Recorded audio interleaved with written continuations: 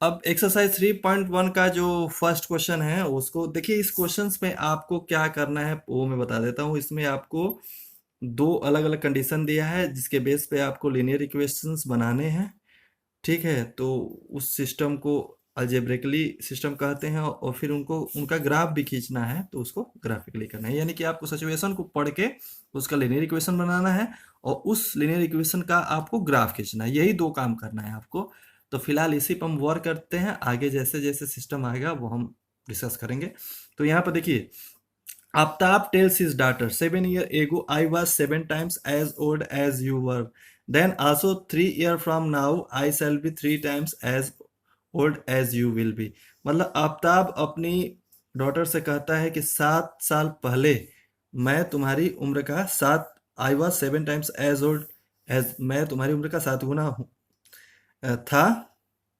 और 3 साल बाद मैं I shall be 3 times as old you 3 साल बाद मैं तुम्हारी 3 साल बाद I shall be 3 times as old मैं तुम्हारी उम्र का 3 गुना हो जाऊंगा। तो ऐसे कंडीशन में प्रेजेंट एज मान लिया जाता है। तो यहाँ पे लेट करिए कि late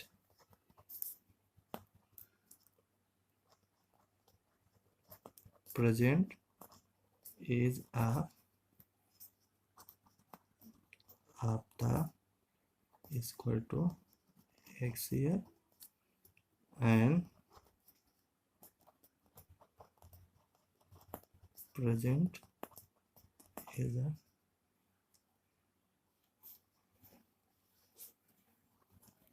his daughter is equal to y। तो यहाँ पर दो कंडीशन बनते हैं। एक तो 7 years ago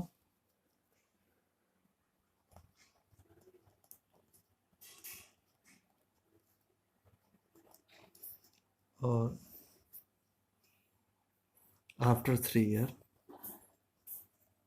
after 7 years ago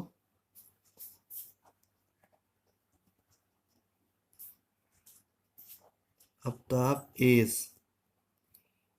तो अभी एक्स है तो 7 साल पहले इतना होगा।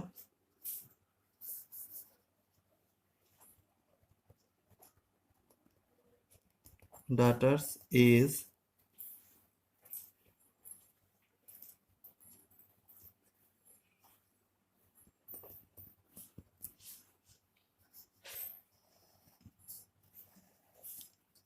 अच्छा 3 साल बाद तो आफ्ताब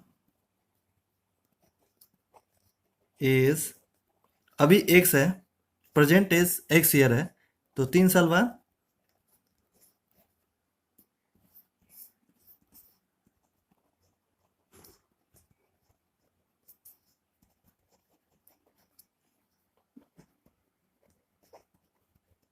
डॉटर्स एज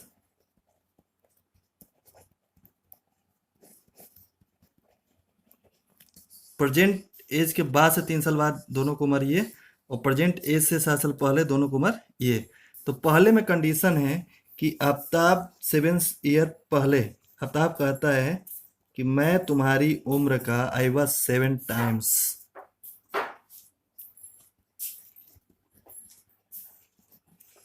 और यहाँ पे कहता है कि 3 साल बाद I will be 3 times. Aftab जो है यहाँ पे कहता है आई विल बी 3 टाइम्स। मतलब ये चीज ये कहता है कि 3 साल बाद मैं तुम्हारी उम्र का 3 गुना हूँगा और 7 साल पहले मैं तुम्हारी उम्र का 7 गुना था। थोड़ा इसको सिंप्लीफाई कर लें।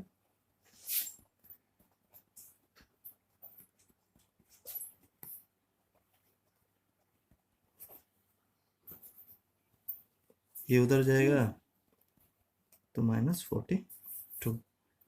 एक आपका ये मिल गया और इधर थोड़ा सॉल्व करते हैं।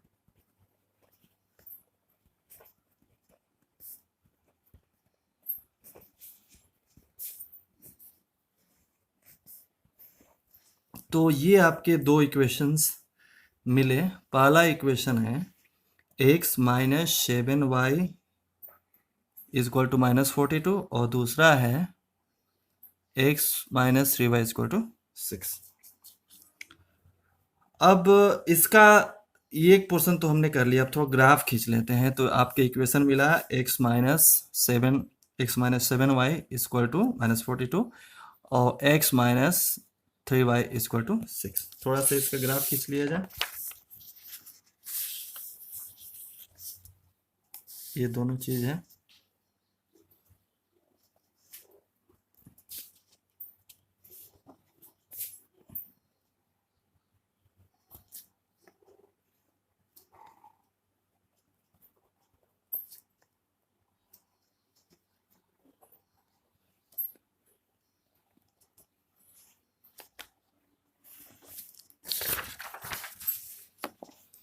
x-7y equal to -42, x-3y equal to 6, x-7y equal to -42, x-3y equal to 6। अब देखिए, ग्राफ खींचने का सबसे आसान तरीका ये होता है कि आप जैसे इसी को उठा लेते हैं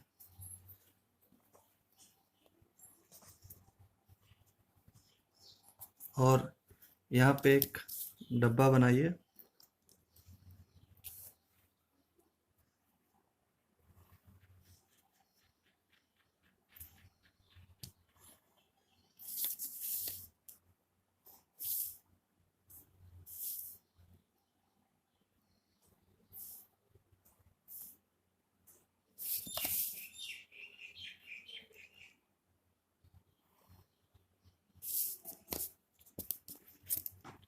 एक डब्बा इसके लिए बना लेते हैं।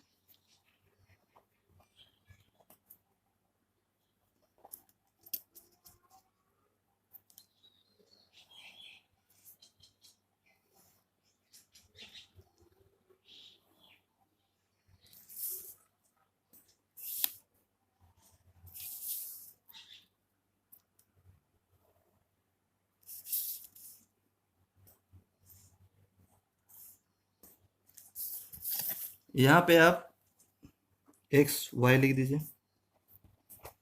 जैसे यहाँ पे एक इक्वेशन है x-7y इक्वल टू -42। तो आप x के ऐसे मान यहाँ पे सोचिए, x का वैल्यू लेने के लिए आप स्वतंत्र हैं, लेकिन जैसे ही x के लिए स्वतंत्र है उसके बेस पर y का वैल्यू आपको मिलता चला जाएगा। तो x का छोटा से छोटा वैल्यू लेने की कोशिश करिए और ऐसा वैल्यू लीजिए कि y का वैल्यू फ्रैक्शन ना है, कोई इंटीजर आ जाए, छोटा सा इंटीजर कोई आ जाए चलेगा। तो अगर x इक्वल टू आप सपोज कम से कम कितने मान ऐसे निकालने पड़ेंगे? देखिए, कम से कम 2 से भी ग्राफ खींचा जा सकता है, लेकिन कुछ लोग 3 निकालते हैं, 4 निकालते हैं अपनी सुविधा अनुसार। मैं 2 पे निकाल के आपको बस ग्राफ कैसे किया जाता है वो ट्रिक मैं बता रहा हूं। तो आप x की वैल्यू लेने के लिए स्वतंत्र है, तो x अगर 0 ले लेते हैं तो देखिए, हम हमेशा यही कोशिश करें कि इंटीजर आए और x भी इंटीजर आए और y भी इंटीजर आए। तो x की वैल्यू तो अपने मन से लेते हैं और y उसके बेस पे आ जाता है और फ्रैक्शन ना है। तो x 0 लेते हैं तो y कितना हो जाएगा? 6 हो जाएगा। छोटा नंबर है। और क्या लिया जा सकता है? x इक्वल टू 0 तो y इक्वल टू 6। अगर x इक्वल टू 7 लेते हैं, अगर x इक्वल टू 7 ले लेते हैं तो जब ये 7 इधर जाएगा तो -49, तो y इक्वल टू 7 आ जाएगा।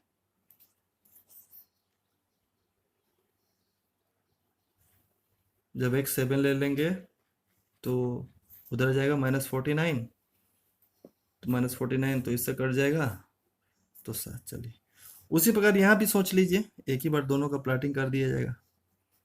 एक x इक्वल टू 0 ले लेंगे तो y इक्वल टू -2,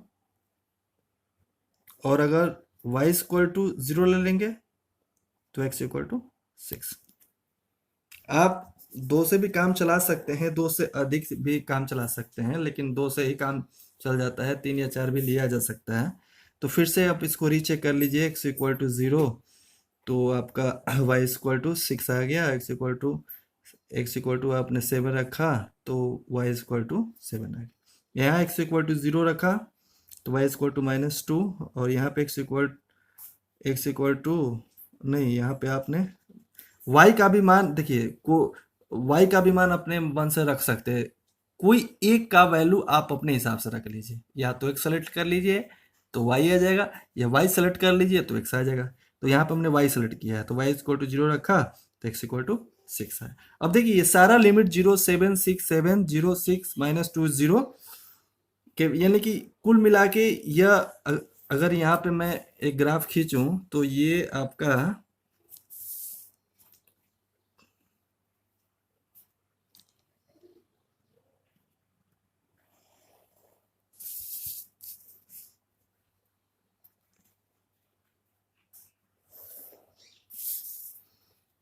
ये आपका एक्स एक्सिस का काम कर रहा है और ये आपका वाई एक्सिस का काम कर रहा है।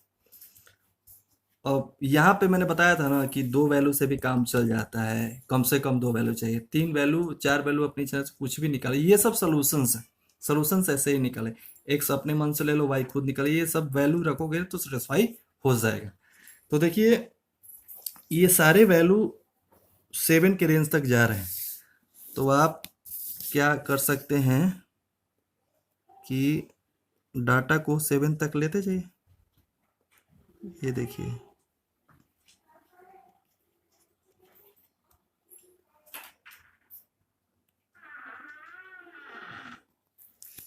इधर भी 7 तक लेते जाइए।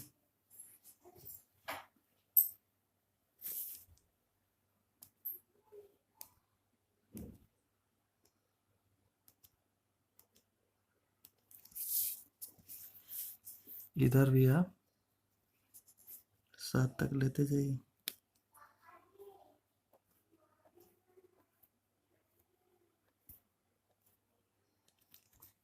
और नीचे भी आप 7 तक लेते जाइए।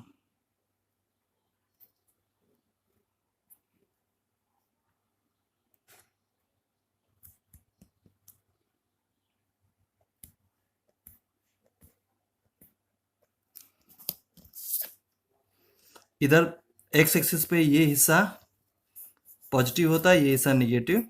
वाई एक्सिस पे ये हिस्सा पॉजिटिव होता है और ये हिस्सा निगेटिव होता है। तो चलिए ये हिस्सा आपका पॉजिटिव होता है, ये पॉजिटिव, ये निगेटिव, ये आपका पॉजिटिव और ये आपका नेगेटिव होता है। जब x 0 था, जब x 0 था, x का पॉजिटिव पोर्शन है ना, जब x 0 था, ये पॉजिटिव है, ये निगेटिव है, ये पॉजिटिव है, ये निगेटिव, ये बात याद रखिएगा।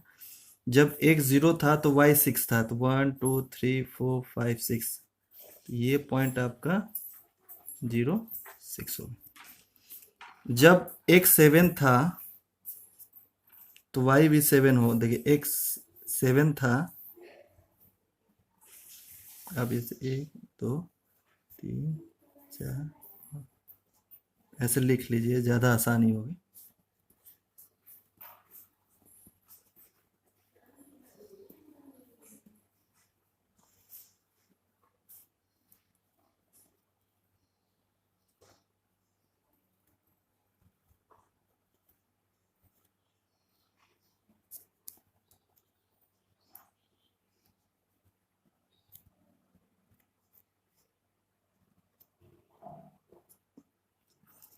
अब ये आ गया।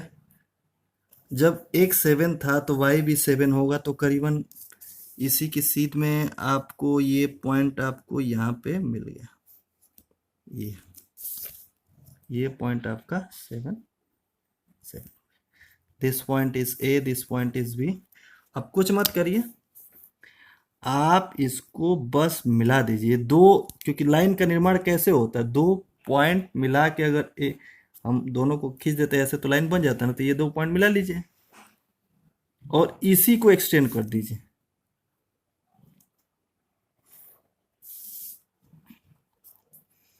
तो ये ग्राफ किसको रिप्रेजेंट करेगा, ये इसको रिप्रेजेंट करेगा, x - 7y इक्वल टू -42 को रिप्रेजेंट करेगा। दूसरा वाला x जब 0 था तो y-2 था ये पॉइंट, और जब x 6 था तो y 0 था। तो ए बी, तो इस पॉइंट को कर लीजिए सी, इस पॉइंट को कर लीजिए। देखिए जब x 0 था तो y-2, तो माइनस इधर है ना, तो ये पॉइंट हो गया। और जब x 6 था तो y 0 था, तो इस पॉइंट को आपने डी मान लिया। अब कुछ मत करिए, ये पॉइंट लीजिए और इसी को मिला के ऐसे इसका एक्सटेंशन ऐसे खींच दीजिए ये। और ये लाइन किसको शो करेगा, ये इसको शो करेगा, x minus 3y equal to 6। तो देखिए ये लीनियर इक्वेशन का ग्राफ एक स्ट्रेट लाइन आया कि नहीं आया, और ये इंटरसेक्टिंग लाइन जैसा दिखाई दे रहा है, आगे जाके ये मिल जाएगा। तो यहाँ बस ग्राफ खींचने से मतलब है कैसे ग्राफ खींचा जाता है, आगे और भी मैं बताऊंगा इसके बारे में, लेकिन फिलहाल आप ग्राफ खींचना सीख जाइए कि कैसे ग्राफ खींचा जाता है। तो हमने क्वेश्चंस को अलजेब्रिकली रिप्रेजेंट किया और ग्राफिकली रिप्रेजेंट कर दिया है। Thank you.